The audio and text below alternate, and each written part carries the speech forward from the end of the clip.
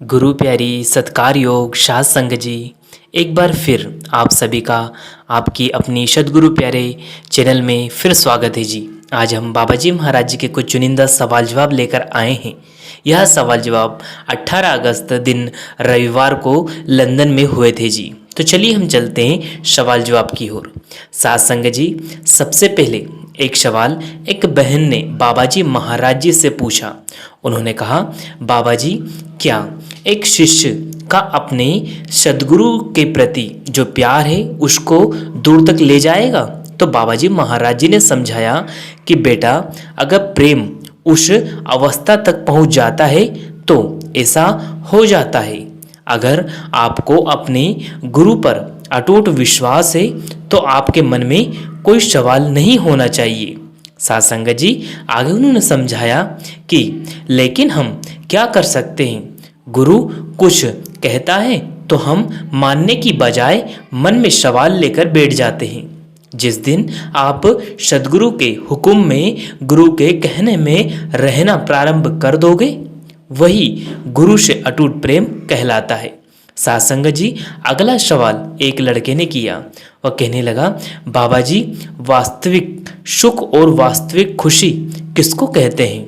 तो बाबा जी महाराज जी ने इस सवाल का जवाब बड़े ही मुस्कुराते हुए कहा। बाबा जी कहने लगे कि बेटा, खुशी का असल मतलब अगर कुछ है तो वह है भजन श्रवण करके मालिक के साथ रिश्ता निभाना या रिश्ता जोड़ना। वही असल सुख है, वही असल खुशी है। लेकिन हम दुनियावी चीज़ों में सुख ढूंढते फिरते हैं। दुनिया जो सुख की नगरी है ही नहीं और दुनियावी चीज़ों में सुख है ही नहीं। जब हम अपनी तुलना दूसरों से करने लग जाते हैं तो हम दुखी हो जाते हैं। हम सोचते हैं कि उसके पास ये चीज़ है लेकिन मेरे पास वो वस्तु नहीं है, तो हम दुखी हो जाते हैं यह सोचकर। और अगर हमारे पास किसी दूसरे से अधिक है तो हम खुश हो जाते हैं। हम इन्हीं वस्तुओं में उलझ कर बैठ जाते हैं बेटा, और जहाँ से असल सुख मिलना है उसको कभी याद ही नहीं करते, उसको तो हम भूले बैठे हैं। साथ संगत जी, अगला प्रश्न एक बहन ने बाबा जी महाराज जी से पूछा। उन्होंने कहा, बाबा जी आपकी दया मेहर से बड़ा अच्छा भजन सिमरन बन जाता है और मैं भजन सिमरन पे भी अधिक समय बैठ पाती हूँ, लेकिन एक जगह पर आकर कन्फ्यूज़न हो जाती है। जब सूरज चढ़ने लगती है तो आवाज़ सुनाई देती है और मैं समझ नहीं पाती कि क्या सही वो शब्द धुन है, क्या यही वो शब्द धुन है या शब्द धुन कुछ और होती है। तो कुल मालिक ने समझाया, बेटा आपको परखों में नहीं पड़ना कि कौन सी आवाज़ सुनाई देती है। आवाज़ का मकसद होता है हमें आगे का रास्ता दिखाना। आगे उन्होंने कहा कि उस आवाज़ को सुनो, उससे रिश्ता जोड़ो। ये आवाज़ उस मालिक के घर से आ रही है। परखों में कभी नहीं पड़ना बेटा, और उस आवाज़ को सुनो, आनंद लो बेटा, अपने आप को उस आवाज़ से जोड़ने की कोशिश करो। साथ संगत जी, फिर अगला प्रश्न एक भाई साहब ने बाबा जी महाराज जी से पूछा। बाबा जी, कुछ लोग कहते हैं कि जब भजन सिमरन करते हैं तो काल हमें बैठने ही नहीं देता।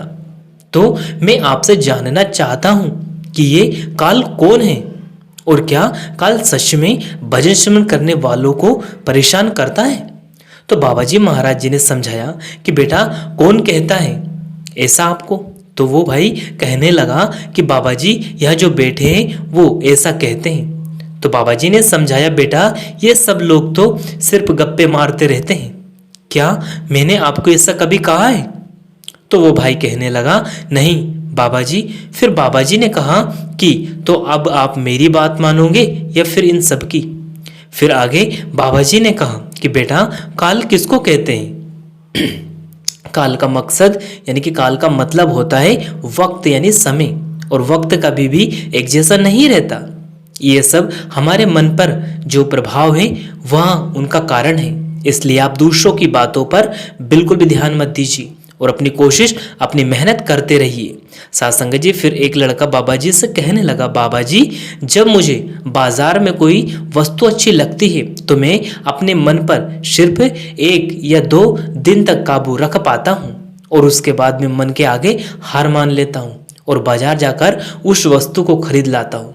फिर बाद में मुझे पछतावा होता है कि मैंने ये वस्तु वैसे ही खरीद ली। तो कुल मालिक ने कहा, बेटा दुनिया की कोई भी चीज़ खरीद लो, उसका शौक, उसका चाव कोई 2 से 4 दिन या कुछ वस्तुओं का 1-2 महीने तक रहता है। उसके बाद हम उन वस्तुओं से बोर हो जाते हैं, हमें बोरियत होती है उन चीज़ों से, और फिर हमारा मन नहीं चाहता। साथ संगत जी आगे उन्होंने कहा कि और जिस चीज़ से हमारा हमेशा साथ निभाने वाला रिश्ता है, उस मालिक की भक्ति को हमने भुला दिया है, हम भूल बैठे। यह सबका यही हाल है। हर किसी के मन में दुनिया वस्तुओं की चाहत भरी पड़ी है। जो वस्तु आते समय तो खुशी देती है और जाते समय दुख देती है, ऐसी चीज से हमें क्यों रिश्ता जोड़ना।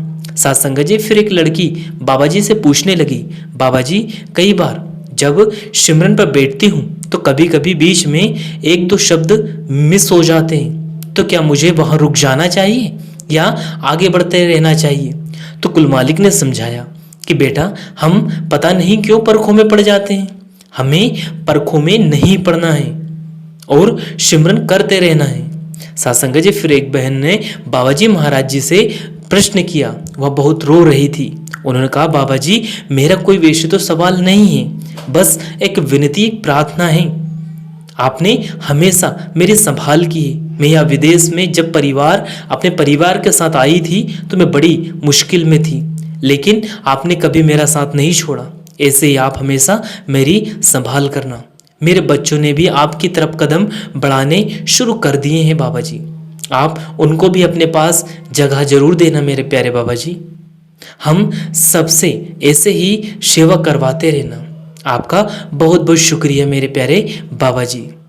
तो बाबा जी कहने लगे कि बेटा मेरा कैसा शुक्रिया, तो अगर शुक्रिया करना है तो उस मालिक का करना है जिसने सब कुछ दिया है।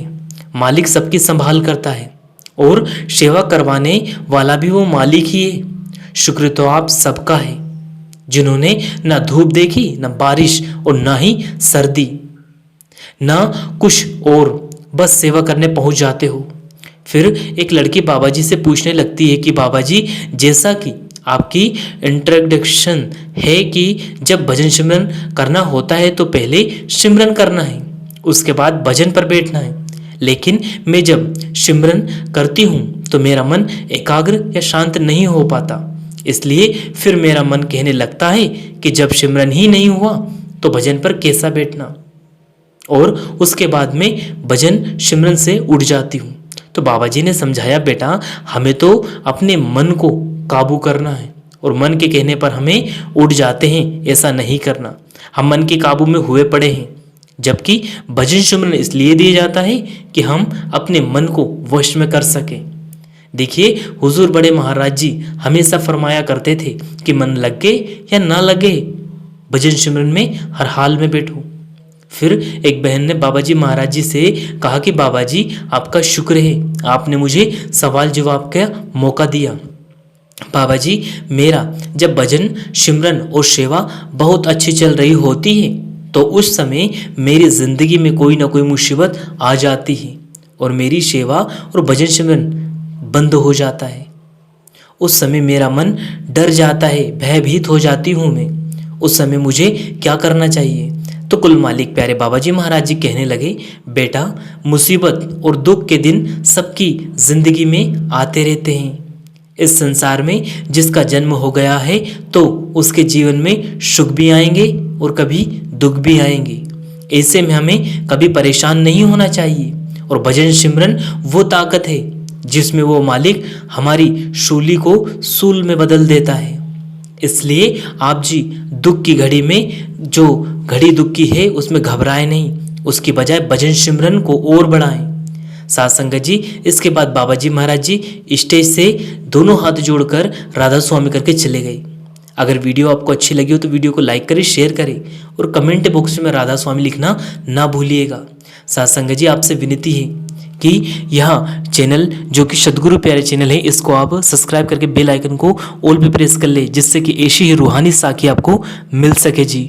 अंत में आप सभी को प्रेम भरी राधा स्वामी जी। फिर मिलते हैं किसी न्यू वीडियो अपडेट के साथ। शुक्रिया, टेक केयर, धन्यवाद।